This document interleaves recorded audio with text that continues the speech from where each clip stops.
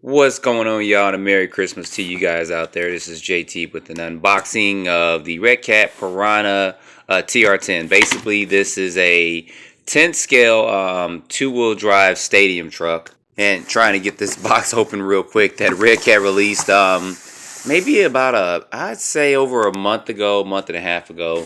I got this off of Amazon, and I wanted to, of course, do an unboxing and show this to you guys. So, actually, that blue looks pretty cool. It reminds me of, right off the bat, thinking about the Armor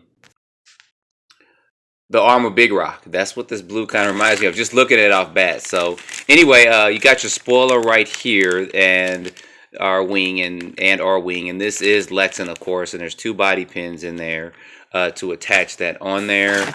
Get this truck out real quick. Put this over here real quick. Oh, cool. They give you double A's with it for your radio, which is a plus, and here's the radio in here. So let me get this radio and stuff out real quick. Alright, so got that out real quick. Here is the radio that comes with it. It's smaller than what I thought it was going to be, but it's still not too small where it won't fit in an adult hand, but it also fit comfortably in a child's hand as well. And you got your basic steering trim on there, and then your steering reverse as well.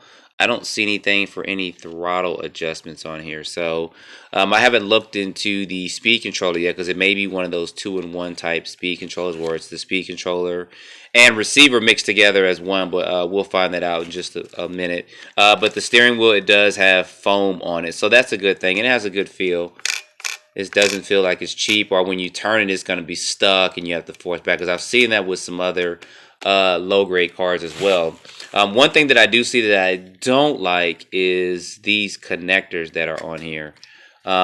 This is for the charger, of course, because this does come ready to run with the battery. So that means it's got these banana plugs on here. So have to go back to the plug of the week. I wish that some companies would get standard with this. I don't know how difficult it'd be to put Dean or T-style connectors on some of their cars, but you know, these are not really used that much, and I gotta think about what I'm gonna do with this, because I can't really use this. I can only use this for the battery that comes with it. But anyway, Redcat, if you're listening, let's go ahead and update this to T connectors, and do that for some of your other cars too, because I think it's going to be more beneficial, especially when you go to your local hobby shop here in the U.S. You will hardly find a battery that's got these type of connectors on it, even a LiPo battery with these type of connectors on it. So anyway, let's take a look at the truck real quick.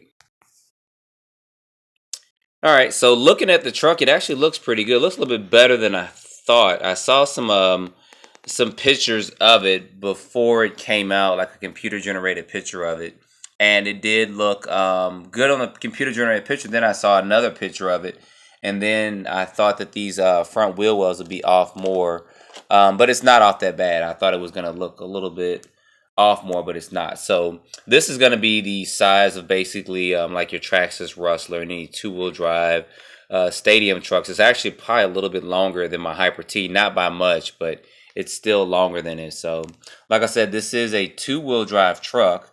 The tire compound actually feels pretty good. It's not too hard, it's not too soft. These are a little bit thinner than I had thought they would be, but I think it's going to hold up well for this. I do see right off the bat, too, we got adjustable turnbuckles there. So let's get this body off and see what's underneath here.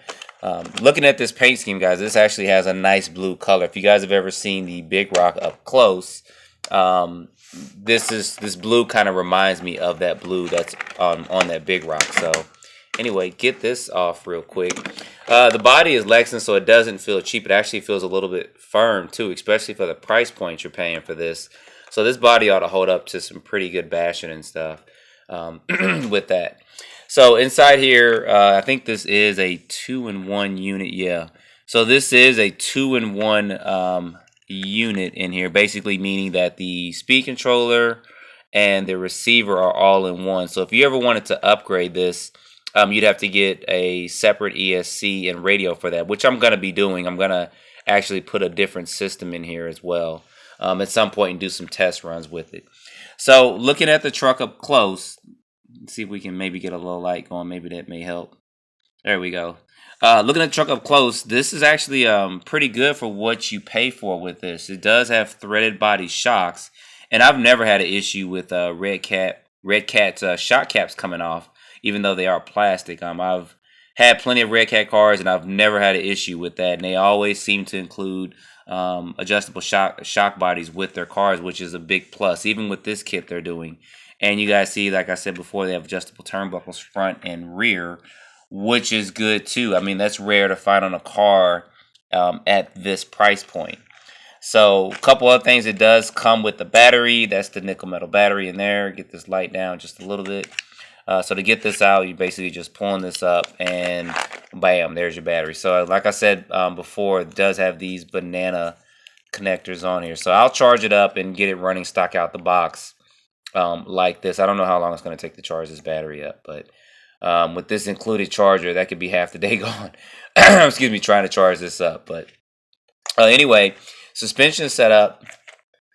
That's a little bouncy, just a little bit. So we'll have to do some adjustments. The rear is absorbing a little bit better, but the front is kind of springing back. So there may not be any oil in there at all is what I'm feeling from that. Looking at the rear of this truck, it does have dog bones in the rear. You guys can see that there. Get this light going again real quick. You guys can see that there. That does have dog bones in there. So it should hold up pretty well. And you can adjust the ride height of the car based on the shock positions here. So you can actually make it a little bit lower if you want it. So that's going to be pretty good. So that's a quick look and unboxing of this. Not too much to this truck, which is good. It's going to be pretty simple, and it could be a good first car for anyone that is looking to maybe get someone started in RC. So we'll see. We'll get this thing running, put it through some jumps and stuff. But that's a quick look at this and a quick unboxing of this. So far, so good, except for just these connectors. I'm not a big fan of these at all. Never have been and never will be. But some people may like them, but I don't, because it's you know, you can't even find these anywhere. You could probably get some connectors somewhere and solder some stuff. But I'm just going to probably end up clipping these off and clipping those off in there so I can, one, charge this battery a little bit quicker. And two, be able to use other batteries in here as well, because I got some LiPos I want to use. So I'll probably switch this out to Dean's in just a bit. So anyway, guys, don't forget to like, subscribe, stay tuned for more videos, and you guys have a good Christmas as well.